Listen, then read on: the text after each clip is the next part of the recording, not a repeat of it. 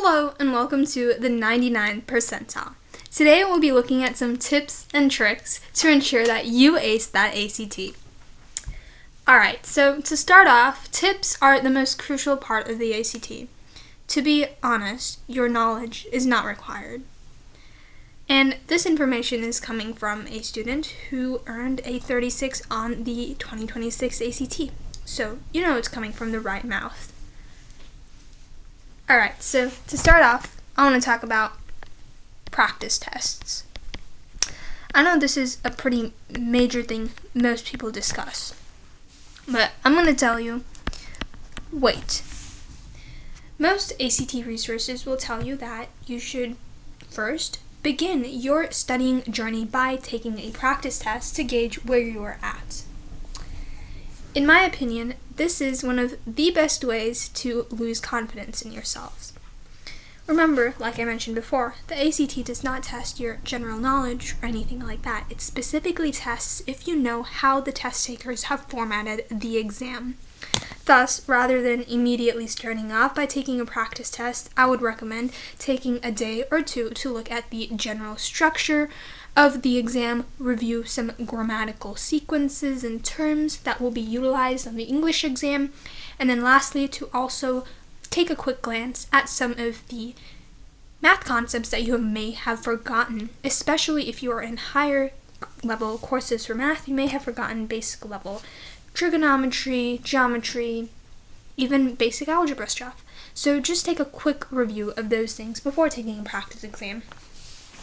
The next thing, which I'm sure you have heard numerous times, is to practice. However, where I draw the line is that you should not be practicing for a huge quantity of time or a huge amount of time each day. Some parents recommend that their kids study for 2 hours or more each day. Let me tell you, that is pointless. Most humans are unable to focus and gain knowledge from those 2 hours.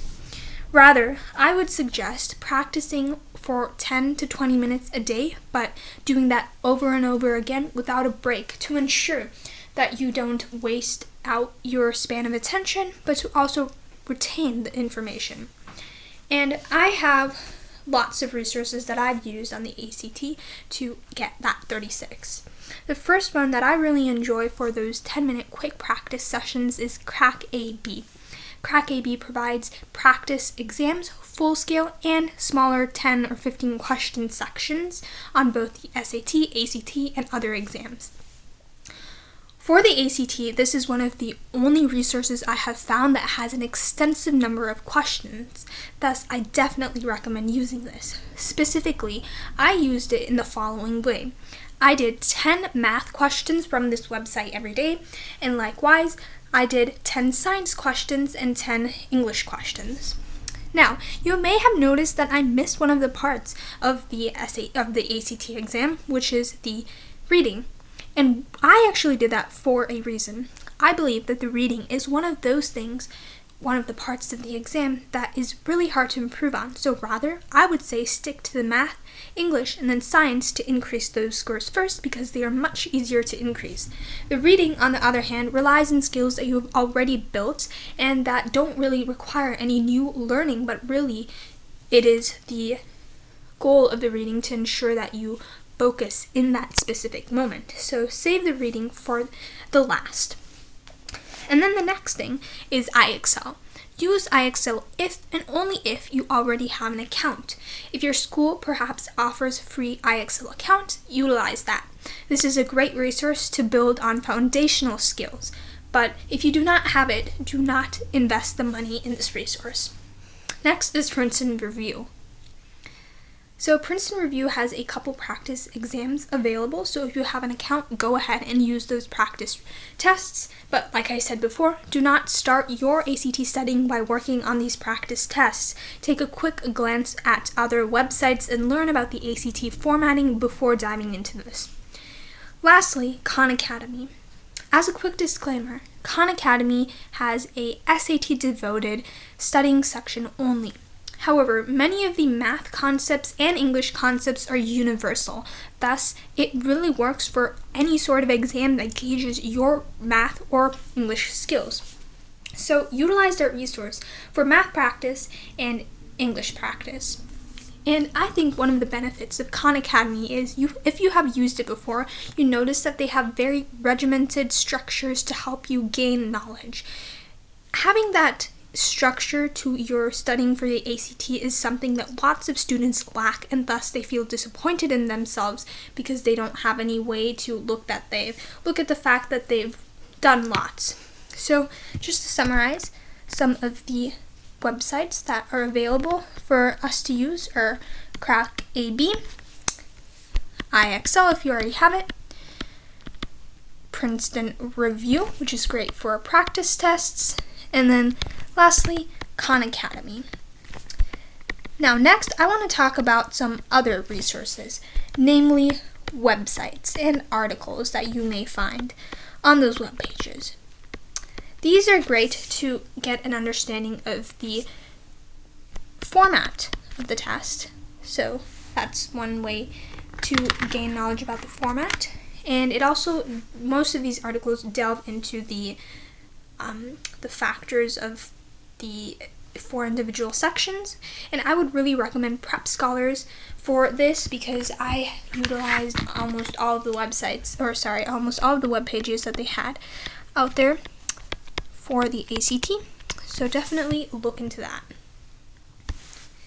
And then, like I mentioned before, don't focus on the reading. I just want to reiterate that, so I'll just write that here. So remember, reading should be last. This is a really important thing that I think most people miss out on. And next, I want to cover the science. The science is one of the most seemingly daunting tasks of the ACT exam if you are going to take it. So the real trick to this is to remember that you should not bring your own science knowledge into this, or even when you do, it should be very limited. The science is really just an extension of the reading test, just in a different format. Rather than focusing solely on passages, it incorporates different graphs and visuals. So that's really the only thing that is different from the reading and the science. However, the reading is pretty easy to understand. The science, on the other hand, trips up lots of students. The first tip that I have for any science ACT question is never read the paragraph first.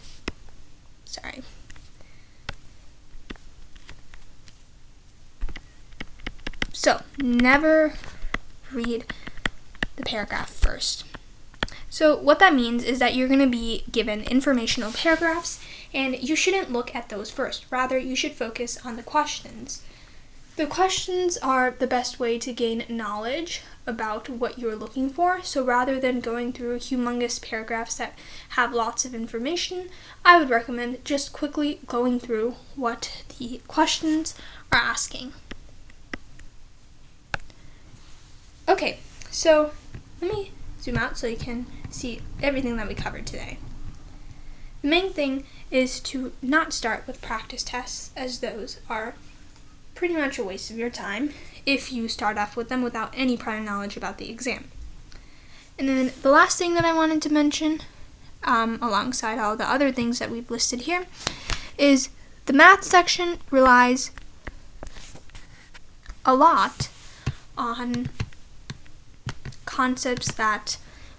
math tips and tricks that you need. So for that, I'm going to post the next video, which is full of math gimmicks. And that is going to be one of the most important videos, in my opinion. Just as a preview, some of the things we will be looking at is that negative a over b is the slope when the linear equation you are given is in standard form. I'm sure many of you did not know that before, but concepts and tips and tricks like this are crucial to acing the ACT, especially when you're short on time on an exam like this. Again, thank you, and subscribe to my channel.